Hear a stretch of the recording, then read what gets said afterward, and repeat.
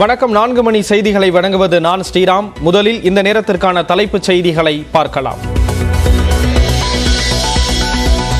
சென்னை நகருக்குள் போரூர் மற்றும் சூரப்பட்டு சுங்கச்சாவடிகளில் மட்டுமே ஆம்னி பேருந்துகளில் பயணிகளை ஏற்றி இறக்க வேண்டும். உயர்நீதிமன்றம் அனுமதி தராத நிலையில் பணிமனைகளில் பயணிகளை ஏற்றி இறக்கினால் நடவடிக்கை என தமிழ்நாடு அரசு எச்சரிக்கை.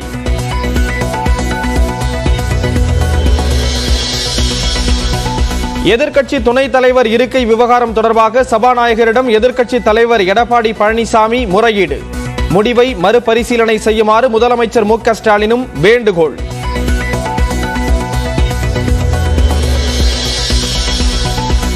உரிமையியல் நீதிபதியாக தேர்வாகியுள்ள 23 வயதான பழங்குடியின பெண் ஸ்ரீபதிக்கு முதலமைச்சர் மு.க. ஸ்டாலின் வாழ்த்து. தமிழ் வழியில் படித்தவர்களுக்கு அரசு பணிகளில் முன்னுரிமை என்ற அரசாணையின் மூலம் தேர்வு செய்யப்பட்டதாக பெருமிதம்.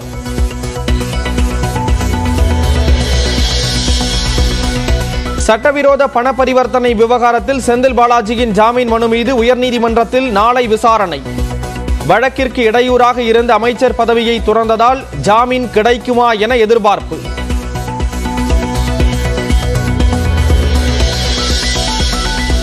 விளை பொருட்களுக்கு குறைந்தபட்ச ஆதார விலை கோரி தடுப்புகளை தகர்த்து டெல்லியை நோக்கி முன்னேறும் வட மாநில விவசாயிகள்.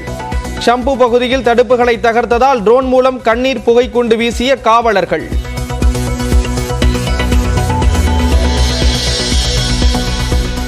டெல்லி எல்லைகளை கம்பிவேலி தடுப்புகளை கொண்டு அடைத்த போலீஸ்.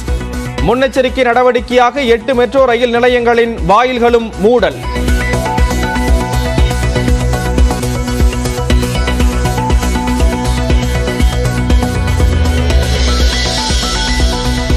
கிளாம்பாக்கத்தில் பெரிய பிரச்சனைகள் தீர்க்கப்பட்டதாக சட்டப்பேரவையில் முதலமைச்சர் மு.க. ஸ்டாலின் பேச்சு.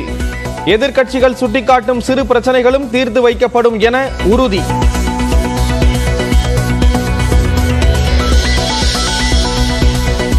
ஆளுநருக்கு எதிராக சட்டப்பேரவையில் அவை உரிமை மீறல் தீர்மானம் கொண்டுவர காங்கிரஸ் சார்பில் முறையீடு. பரிசீலனையில் உள்ளதாக சபாநாயகர் அப்பாவு தகவல்.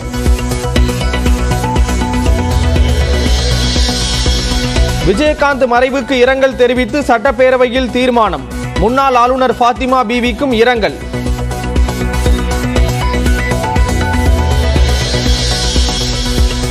அமைச்சர் பதவியிலிருந்து விலகிய செந்தில் பாலாஜியின் ராஜினாமாவை ஏற்றார் ஆளுநர் RN ரவி.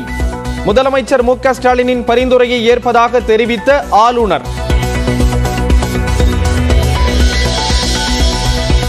கூட்டணி குறித்து முக்கிய முடிவு எடுப்பதற்காக பிப்ரவரி 16 டெல்லி செல்கிறார் பாஜக மாநில தலைவர் அண்ணாமலை. நட்டா மற்றும் அமித்ஷாவை சந்தித்து அண்ணாமலை பேச உள்ளதாக தகவல்.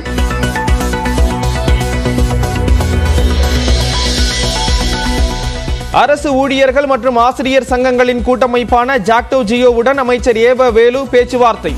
முடிவு எட்டப்படாத நிலையில் மாலை வரை காத்திருக்க திட்டம்.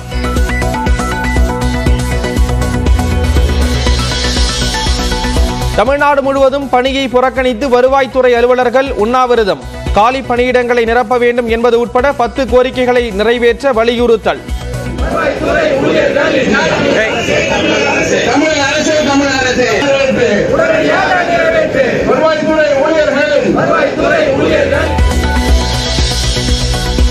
சாந்தன் தாயகம் திரும்புவதற்கான தற்காலிக பயண ஆவணத்தை அனுப்பிய இலங்கை துணை தூதரகம். 1 வாரத்திற்குள் உரிய உத்தரவு பிறப்பிக்கப்படும் என சென்னை உயர்நீதிமன்றத்தில் மத்திய அரசு தகவல். சஸ்பெண்ட் செய்ய பரிந்துரைக்கப்பட்ட பெரியார் பல்கலைக்கழக பதிவாளருக்கு மருத்துவ விடுப்பு அளித்ததற்கு எதிர்ப்பு. ஆட்சி பேரவை குழு கூட்டத்தில் இருந்து வெளிநடப்பு செய்த அரசு கல்லூரி முதல்வர்கள் பேராசிரியர்கள் போராட்டம்.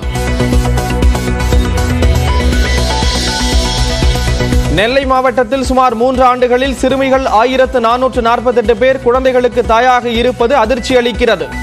குழந்தை திருமணம், பாலியல் கல்வி பற்றி அரசு விழிப்புணர்வு ஏற்படுத்த பாமக தலைவர் அன்புமணி வலியுறுத்தல்.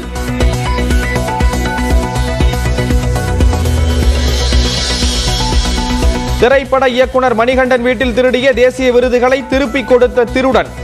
உங்கள் உழைப்பு உங்களுக்கு என மன்னிப்பு கடிதம் எழுதி வைத்து சென்றார்.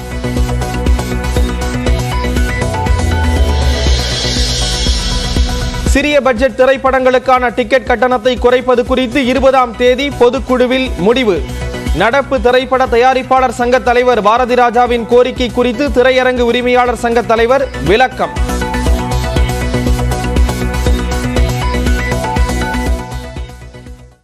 சென்னையில் 2 இடங்களில் மட்டுமே பயணிகளை ஆம்னி பேருந்துகள் ஏற்றி இறக்கலாம் என்றும் பணிமனைகளில் ஏற்றக்கூடாது என்றும் தமிழ்நாடு அரசு உத்தரவிட்டிருக்கிறது. சென்னை கோயம்பேட்டில் இயங்கி வந்த புறநகர் பேருந்து நிலையம் செங்கல்பட்டு மாவட்டம் கிளாம்பாக்கத்திற்கு மாற்றப்பட்டது. இதேபோல கோயம்பேட்டிலிருந்து இயங்கி வந்த ஆம்னி பேருந்துகளும் கிளாம்பாக்கத்திலிருந்தே இயக்க வேண்டும் என அரசு உத்தரவிட்டது. இதை எதிர்த்து ஆம்னி பேருந்து உரிமையாளர்கள் தொடர்ந்த வழக்கில் சென்னை நகருக்குள் 2 இடங்களில் பயணிகளை ஏற்றி இறக்க இடைக்கால அனுமதி அளிக்கப்பட்டது. இந்த நிலையில் தமிழ்நாடு போக்குவரத்து ஆணையர் வெளியிட்டுள்ள அறிக்கையில் ஆம்னி பேருந்துகளை பணிமனைகளுக்கு கொண்டு வருவது தொடர்பாக நீதிமன்றம் குறிப்பிட்டுள்ளதை சில ஆம்னி பேருந்து உரிமையாளர்கள் தவறாக புரிந்து கொண்டு பணிமனைகளில் பயணிகளை ஏற்றி இறக்கலாம் என தவறான செய்திகளை பரப்பி வருவதாக தெரிவித்துள்ளார். மேலும் தவறான கண்ணோட்டத்துடன் லாபத்தை மட்டுமே கருத்தில் கொண்டு இயங்கும் ஆம்னி பேருந்துகளின் மீது நடவடிக்கை எடுக்கப்படும் என்றும் எச்சரித்துள்ளார். போரூர், சூரப்பட்டு சுங்கச்சாவடிகளை மட்டுமே பயணிகளை ஏற்றி இறக்கும் இடங்களாக முன்பதிவு செயலிகளில் குறிப்பிட வேண்டும் என கூறியுள்ள போக்குவரத்து ஆணையர் பணிமனைகளில் பயணிகளை ஏற்றி இறக்குவதை தவிர்க்குமாறும் கேட்டுக் கொண்டுள்ளார்.